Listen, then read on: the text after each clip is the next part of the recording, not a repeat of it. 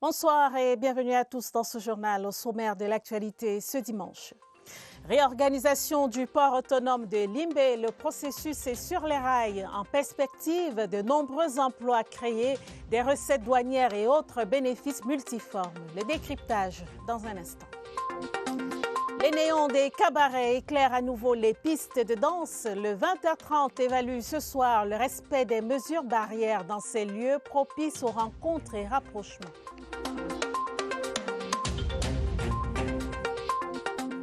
La presse nationale en deuil, Simon Meyanga, journaliste du périodique L'Action, est décédé ce matin des suites d'une courte maladie. Évocation dans ce journal.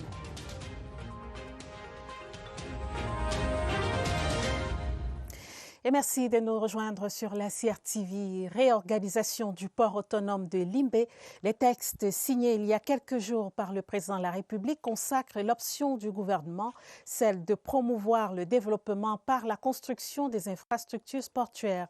Au-delà de la création des emplois, il apparaît au plan politique que cette réorganisation va dans le sens de l'accélération du processus de décentralisation souhaité par les populations.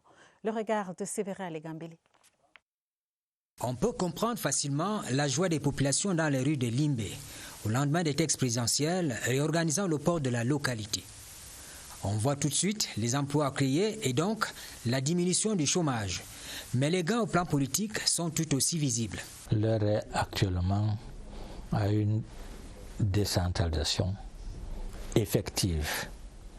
Et il était effectivement temps également sur le plan politique que Limbe devienne ce port autonome tant attendu. Il n'y a pas longtemps, le port de Limbe était encore géré à partir de Douala et que maintenant c'est effectif que Limbe devient un port autonome. Et ça renforce la décentralisation.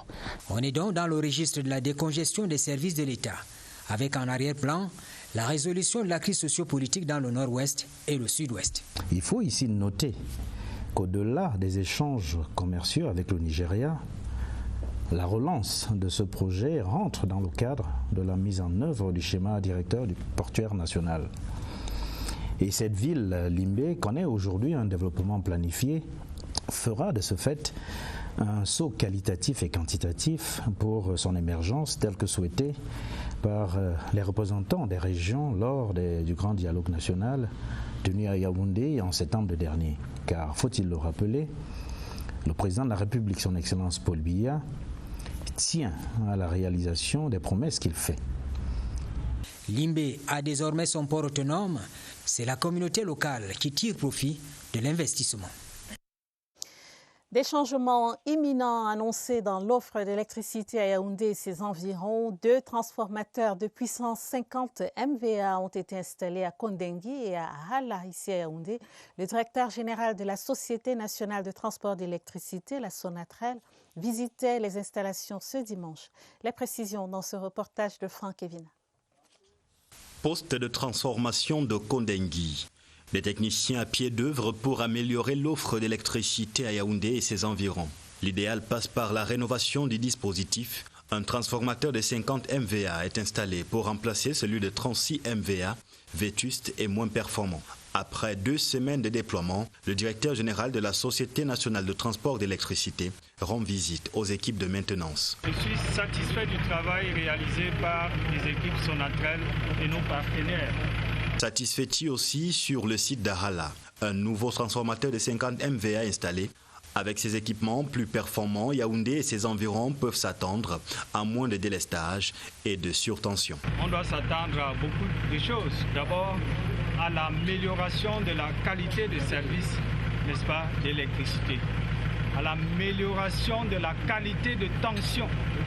Et ensuite à la diminution des pertes d'énergie au niveau du réseau de transport. Des avancées qui rentrent dans un vaste chantier de réhabilitation du réseau de transport d'énergie à travers le pays. Outre Yaoundé, Limbe dans le sud-ouest a aussi bénéficié d'un nouveau transformateur de puissance et c'est loin d'être fini. D'autres localités vont suivre. Un accident de la circulation fait 7 morts sur l'axe routier Mandjou-Batouri dans la région de l'Est.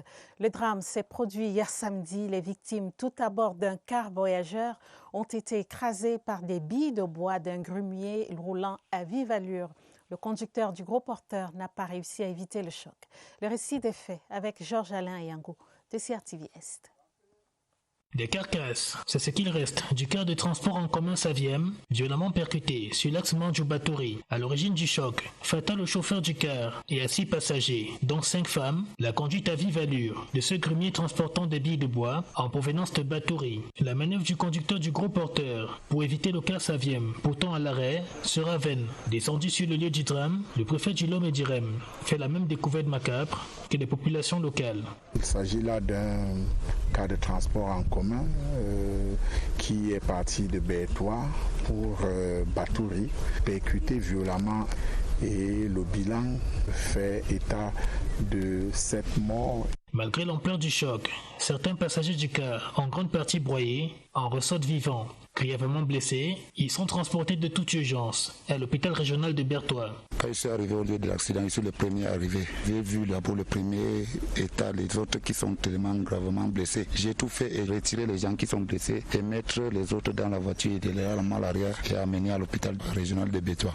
Au moment où le conducteur du grumier a été placé en garde à vue à la brigade de gendarmerie de Mandjou, les enquêtes se poursuivent pour faire toute la lumière sur cet accident mortel. Masque et distanciation sociale, nouveau dress code des cabarets au Cameroun. Depuis une semaine, les sons des guitares et batteries résonnent à nouveau dans ces espaces qui accueillent tous les week-ends des dizaines de Camerounais. Comment les gestes barrières sont-ils appliqués dans ces établissements de nuit? Suivons ce reportage de Laurent Soukalia. À Yaoundé, la nuit c'est la nuit et tous les chants sont des cris de joie. On célèbre le réveil des activités nocturnes, endormies pendant un bon bout par le virus malveillant. Les rythmes endiablés Funk Betty résonnent comme une invitation à retourner aux coutumes pour faire face à la pandémie, quitte à oublier la réalité. Le corona n'est pas camerounais, on est sûr de faire partie du corona parce que le corona n'est pas notre affaire. Mais ici, on essaye de donner de la voix aux indications du gouvernement.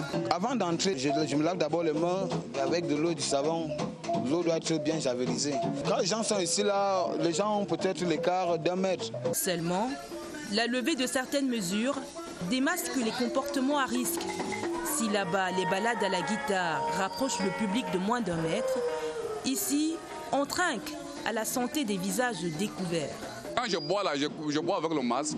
Je ne bois pas avec le masque. Il est bon de boire, mais attention à ne pas se noyer dans l'excès et l'oubli des restrictions prescrites. Avec la pandémie qui sévit de jour comme de nuit, il faut savoir sur quel pied danser.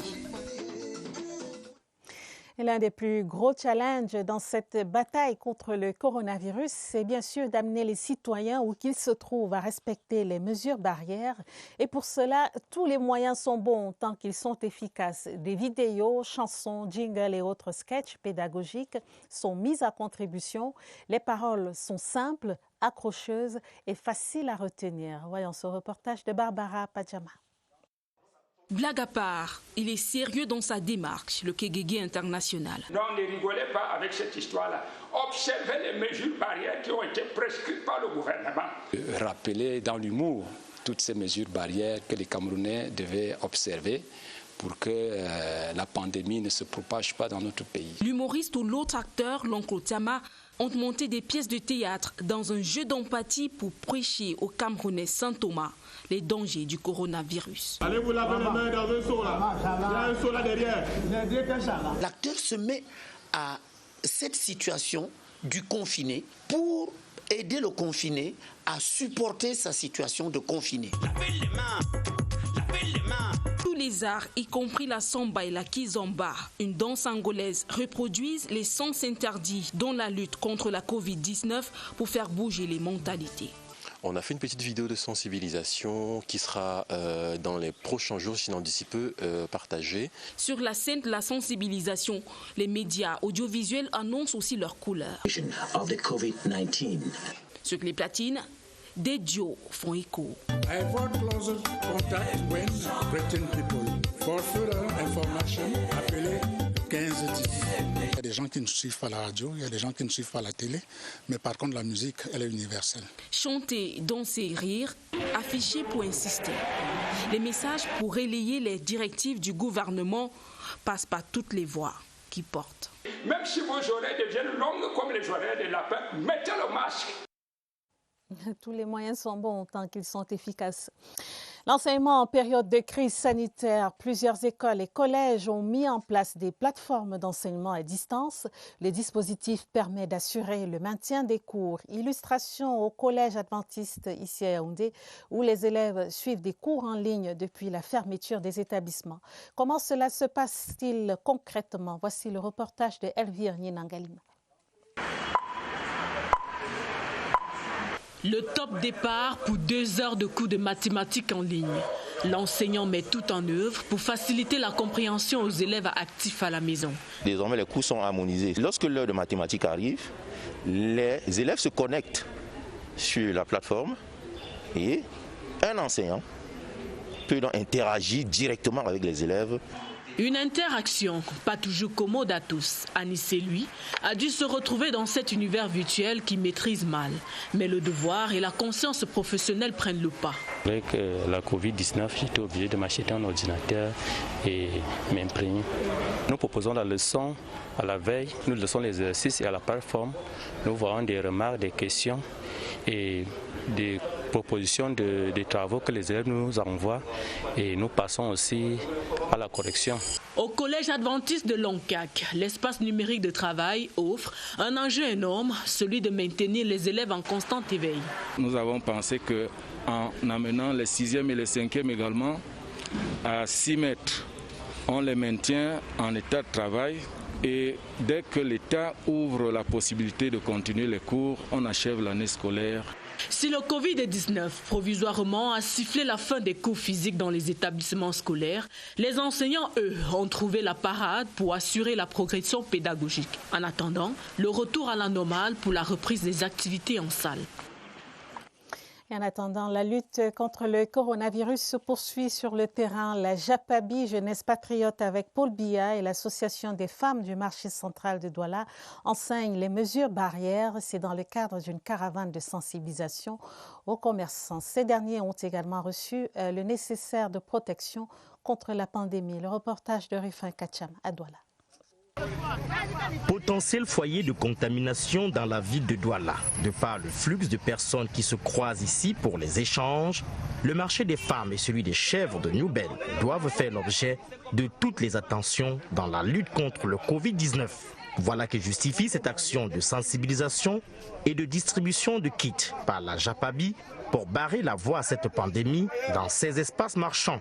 À l'aide d'un mégaphone, ces jeunes soutenus par les associations des commerçants du marché des femmes et chèvres, des Bayam Selam du Cameroun, vont parcourir l'ensemble des boutiques et comptoirs pour passer le message qui sauve. Le collectif des jeunes patriotes pour Paul Biya s'est déployé dans la ville de Douala pour mener cette campagne de sensibilisation afin que les populations de Douala en général et celles du marché des femmes en particulier s'arriment aux prescriptions données par le chef de l'État. Et pour joindre la parole aux actes, la JAPABI va distribuer des masques, du savon et des seaux aux commerçants de ces marchés. Essayons de sensibiliser les gens parce que les gens ne portent pas le masque. Le port du masque devrait être obligatoire. Parce que nous avons des problèmes, parce que ces gens ne savent pas que cette maladie existe. Le Covid-19 existe bel et bien. Cette opération qui est soutenue par les différentes personnalités, notamment la ministre Célestine Ketcha-Cortez, de la commissaire divisionnaire Cécile Oyono et de Patrice Ondobonga, va se poursuivre dans d'autres villes du Cameroun. Sur les traces du don présidentiel pour la lutte contre le coronavirus, direction Batchenga dans la région du centre, le précieux colis était transmis cette semaine aux populations par le préfet de la Léké. Les messages et réactions captés par Pierre Evembe. Les dynamiques populations de Batchenga qui allient activités rurales et urbaines ne sont pas à l'abri de la forte menace qui plane aussi bien au Cameroun que dans le monde. C'est avec joie que leurs efforts pour combattre l'intrusion du coronavirus sont fortement encouragés par cet appui important du chef de l'État, Paul Biya. Ce geste rendu opérationnel par le préfet du département de l'Alliquier donne plus allant à cet arrondissement dans la prévention contre ce mal planétaire. Les populations, par la voix de leurs représentants, ont exprimé toute leur gratitude pour cette générosité du chef de l'État. Et de mon côté, tout en soulignant donc cette sollicitude, je les ai invités à faire bon usage de tous ces produits. C'était l'occasion pour les autorités administratives et sanitaires de rappeler les mesures à pratiquer ainsi que la vigilance à adopter contre ce virus qui a failli s'inviter à Batsenga à travers un expatrié, heureusement exfiltré à temps. À Koum, dans la Mézam, région du Nord-Ouest, est paré depuis hier samedi contre le coronavirus. Le gouverneur de la région de l'Ouest, Élite d'Akoum, vient de renforcer la barrière de protection. Awafonka Augustine a distribué plus de 1000 kits d'hygiène et des seaux robinets aux populations. Augustin Guizana, CRTV Nord-Ouest.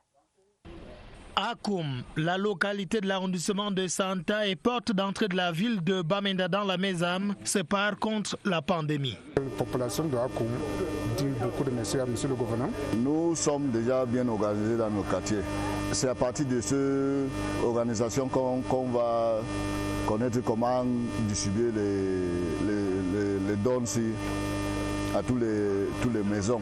Le geste est d'un natif du coin. Awafonka Augustine, aujourd'hui patron d'une région frappée de plein fouet par le coronavirus. Ce don consiste de 100 robinets qui se chiffrent à 1100 et des cartons de savon. Le faune d'Akoum, Georges Ndikoum de Sekon, au nom des populations de la localité, a remercié le natif du coin, le gouverneur Awafonka Augustine, pour ce geste. Le monarque a promis de faire d'Akoum un havre de paix résolument tourné vers le développement. Les populations de Nituku dans le Mbameinubu s'engagent à respecter les mesures d'hygiène, engagement pris au cours de la cérémonie de distribution du don spécial du chef de l'État dans cette localité. Michel Renaud-Wanja.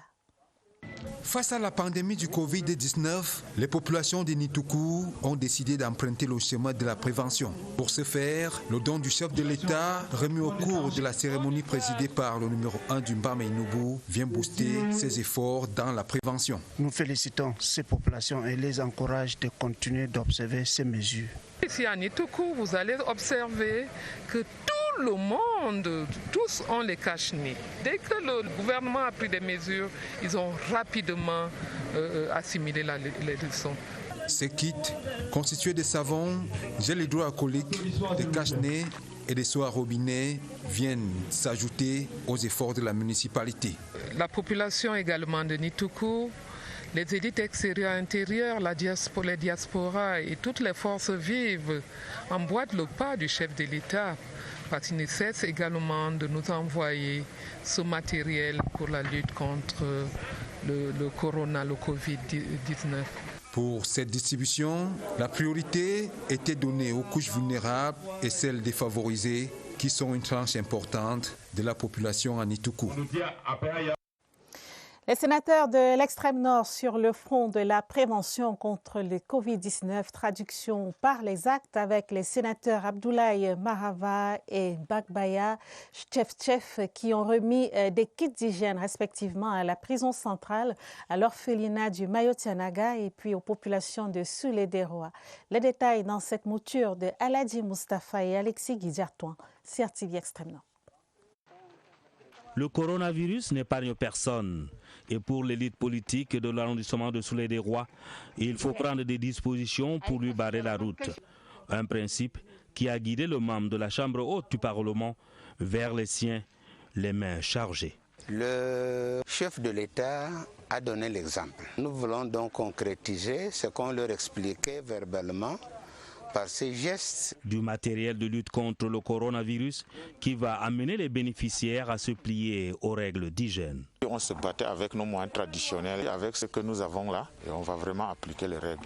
J'invite toutes les autres élites de suivre l'exemple du sénateur. La victoire contre le Covid-19 et le développement de l'arrondissement passeront aussi par là. Le don du sénateur du Mayo-Tchanaga est essentiellement constitué de ces cartons de savon, des masques faciaux, des seaux équipés de robinets et des denrées alimentaires destinés aux communes du Mayo-Tchanaga, à la prison principale de Mokolo, aux chefferies traditionnelles et au centre d'encadrement des personnes vulnérables. Pas seulement le matériel, mais aussi le céréales pour les enfants. Vraiment, je les remercie beaucoup. Désormais, je suis ici pour mener la campagne de sensibilisation, d'éducation et d'information de la population pour prévenir la maladie coronavirus. Un acte salué par le préfet du département du Mayo-Tchanaga, Jean-Daniel Djoboina, qui a invité les autres à suivre cet exemple.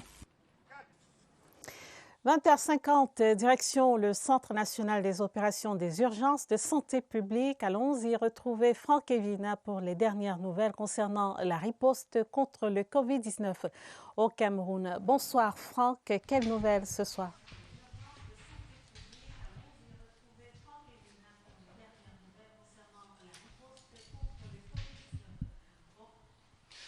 Bonsoir Karine Olive Yabit, bienvenue dans ce QG de la lutte contre le coronavirus, le centre des opérations des urgences sanitaires de Messa. Le point de presse quotidien sur la maladie vient d'être donné par le docteur Fané Mahamad, directeur de la promotion de la santé. Que faut-il en retenir? Eh bien Karine, retenez tout d'abord ces quelques statistiques.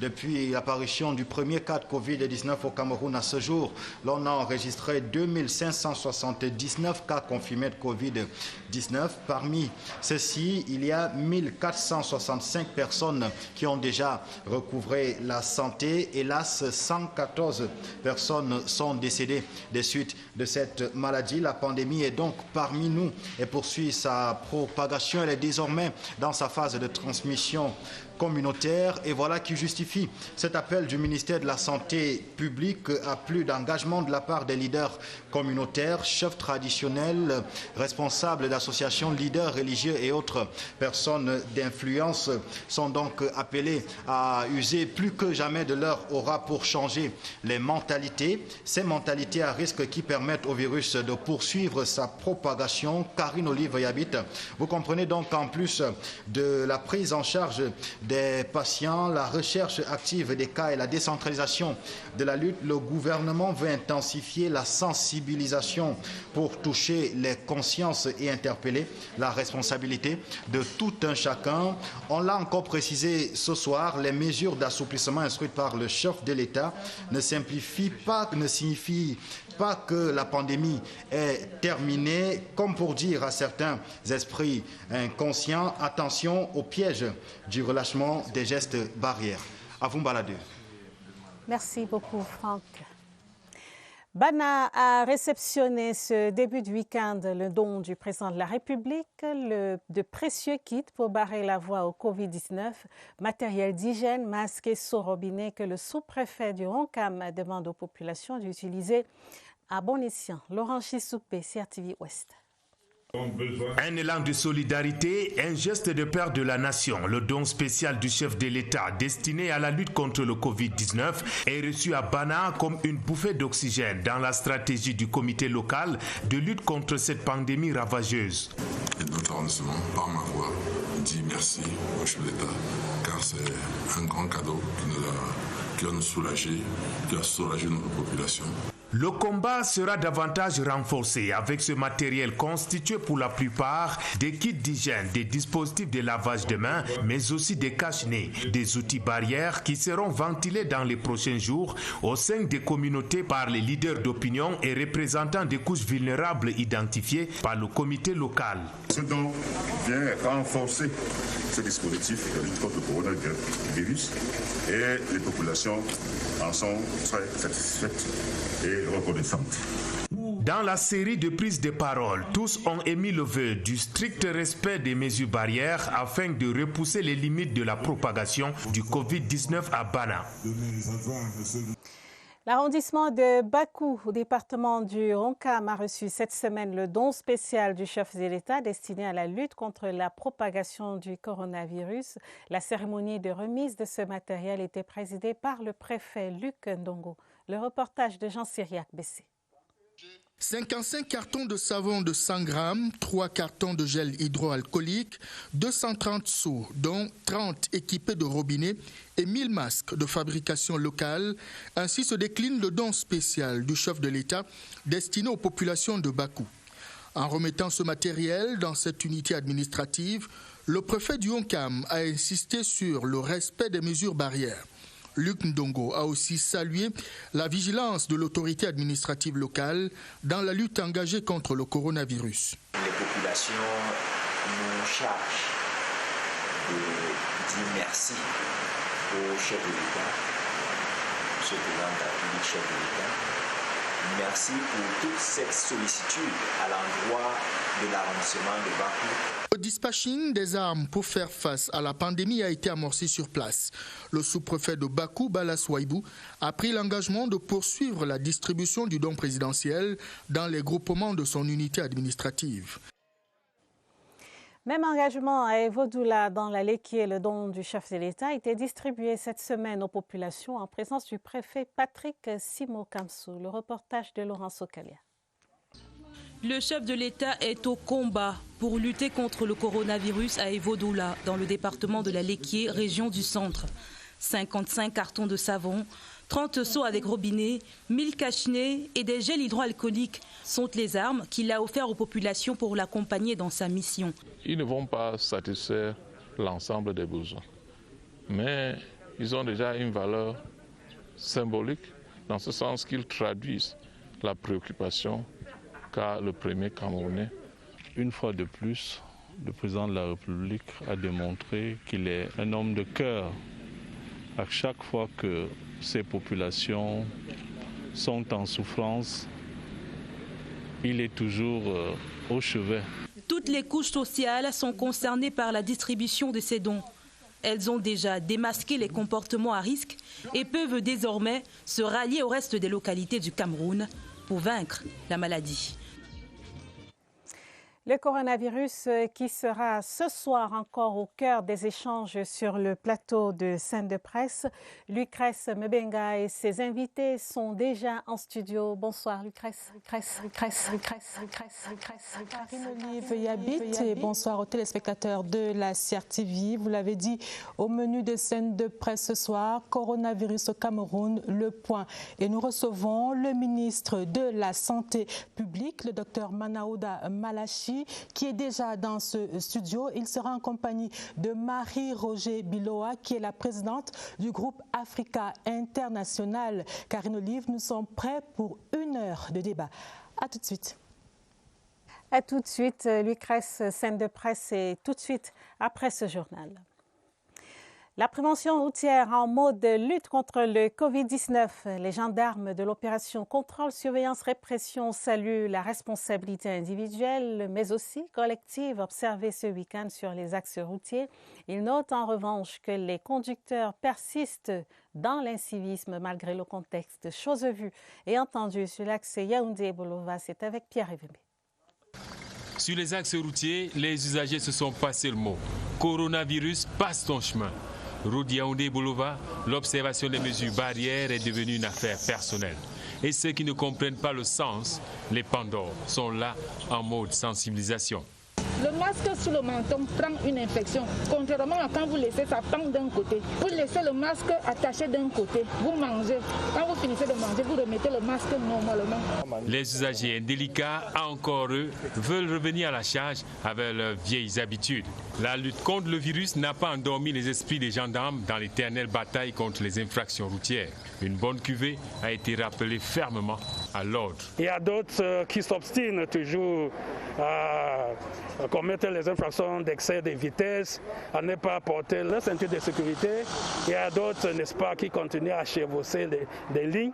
et ils sont punis. D'autres, n'est-ce pas, pour les infractions un peu minimes, on les punit. Mais pour les infractions qui sont estimées, n'est-ce pas, dangereuses, nous sommes intolérables.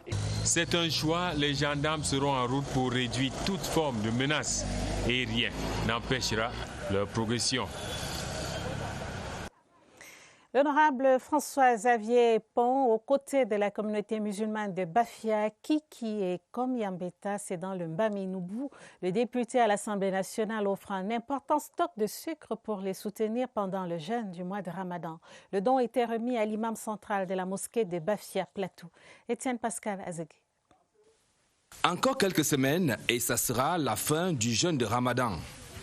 Une période de privation que les fidèles musulmans des arrondissements de Kiki, Bafia et Konyambeta vont aborder avec détermination grâce au soutien en sucre que vient de leur apporter le député du Mbaminoubou, François-Xavier Pon. Ça nous va vraiment droit au corps, ce geste d'humanité en cette période de calvaire pour nous. Il faut accompagner nos frères musulmans dans cette période. Une période de jeûne, une période de recueillement. Compte tenu du contexte, avec le confinement, les ressources sont amoindries. Bien avant cet élan de générosité, l'élu du peuple a assisté à la remise du don spécial du chef de l'État par le préfet du département du Mbaminoubou aux populations de l'arrondissement de Kiki. J'ai demandé aux populations de faire bon usage de ces dons en continuant de respecter les mesures prises par le gouvernement. Autorités administratives, traditionnelles et communales ont reçu pour instruction de faire parvenir l'élan de solidarité du président de la République auprès des principaux bénéficiaires que sont les populations. Le convoi de la vente promotionnelle du ministère du Commerce chez les fidèles de la mosquée centrale de Yaoundé, voilà qui vient soulager ces musulmans en cette période de jeûne du mois de Ramadan. Les opérations se sont déroulées dans le strict respect des mesures barrières. Voici le reportage de Claudia Zembomo du CRTV Centre.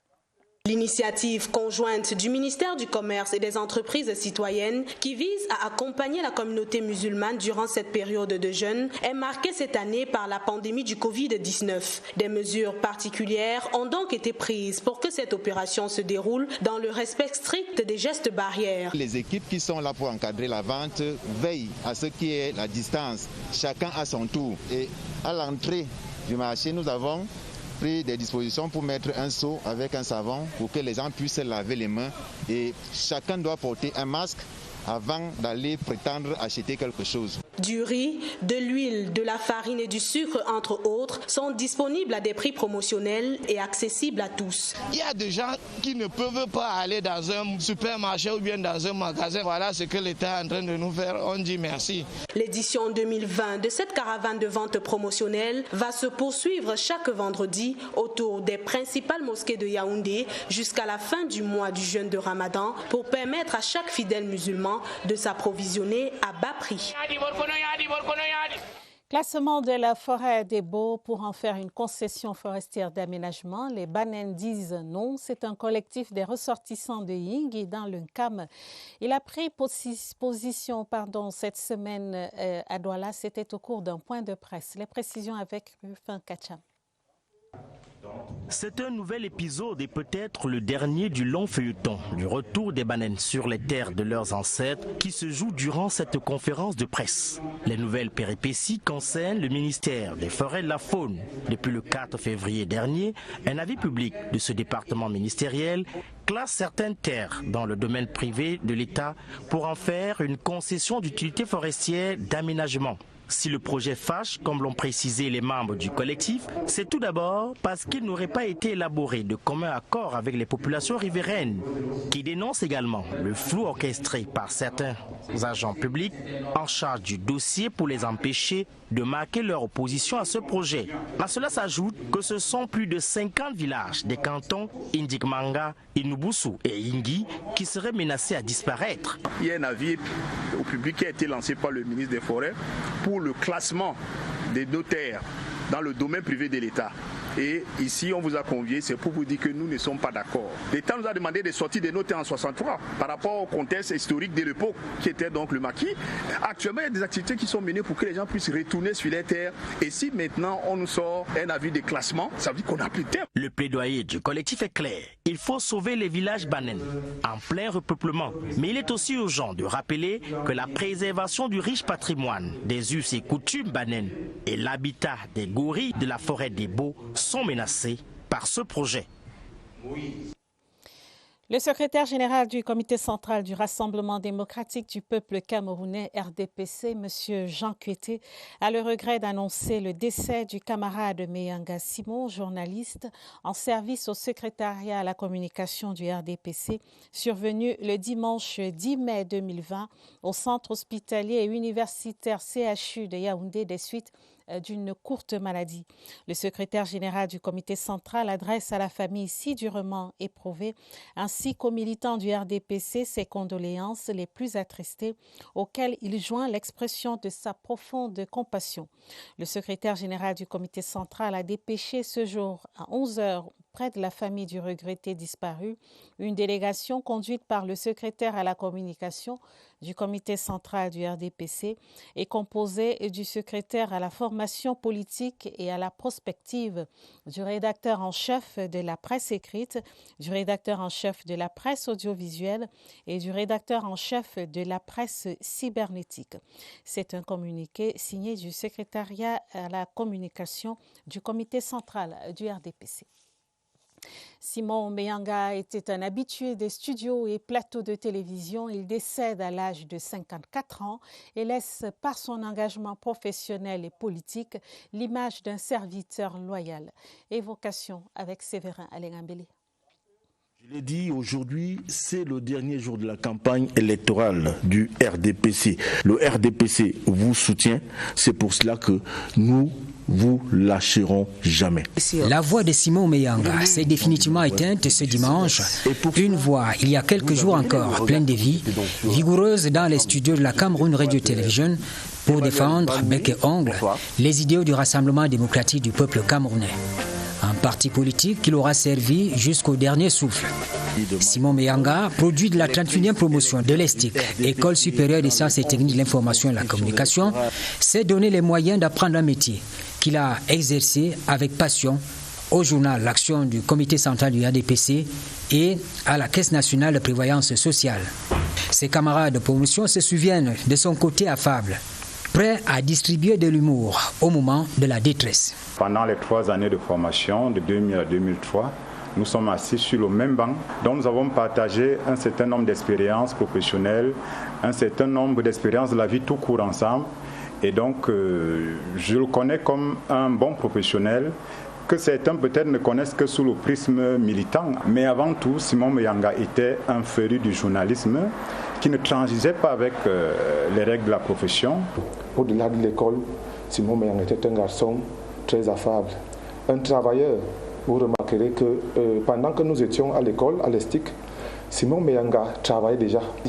Mais ça n'a pas déteint sur sa formation. Nous avons ensemble passé 3 années. Il n'a pas repris de classe malgré toutes ces autres sollicitations. Donc c'était un travailleur. La mort l'a arraché au moment où l'on s'attendait le moins. Mais Simon Meyanga reste pour la grande famille de la presse camerounaise un modèle d'engagement professionnel. Nous avons confiance en vous. Les condoléances du 20h30 à sa famille ainsi qu'à celle de la communication tout entière du Cameroun. La famille judiciaire de l'extrême nord porte également le deuil. Le président de la cour d'appel, Georges Ngan Foncham, est décédé dans la nuit du 7 au 8 mai dernier des suites de maladie à l'âge de 64 ans. La disparition de ce magistrat dévoué dans la promotion de la justice juvénile dans cette région plonge sa famille et ses collègues dans une profonde tristesse. Abdoulaziz Amadou, Amaroua. Grande tristesse au domicile du président de la Cour d'appel de l'extrême nord. Sa famille, collègues et amis pleurent la disparition d'un homme au grand cœur. Mon père était quelqu'un de bien, quelqu'un de sociable. Il va beaucoup nous manquer. Rompu à la tâche et sociable, Georges Ngan était, de l'avis de ses proches, un patron exemplaire. Le président Ngan Foncham Georges, il était mon patron. J'ai servi avec lui pendant 3 ans. Il était un magistrat exemplaire. Il est mort entre ma main. C'est un grand perdre pour la famille judiciaire. De son vivant, le président de la Cour d'appel a contribué à la création d'un environnement protecteur pour la prévention et la lutte contre les discriminations, l'exploitation et l'abus sexuel des filles dans l'extrême nord, un projet piloté par l'ONG Aldepa. Sa coordonnatrice perd un grand partenaire. Ce que je garde de lui, c'est le souvenir d'une autorité assez simple, disponible. Il nous donne aussi des stratégies sur comment est-ce qu'on peut faire avancer la protection des enfants. Âgé de 64 ans, le président de la Cour d'appel de l'extrême nord était originaire de la région du nord-ouest. Il laisse une veuve et 6 enfants. Fin de ce journal, une édition préparée avec la collaboration de Daniel Menanga, Caroline Ouete, Mirabel Tala et Mariam Mazou. Prochain rendez-vous avec l'information à minuit. Dès demain, retrouvez pour les éditions du 20h30 Adèle Mbala. J'aurai le plaisir, quant à moi, de vous retrouver la semaine prochaine, le week-end prochain. Très bonne soirée à tous, bon début de semaine et puis restez chez vous.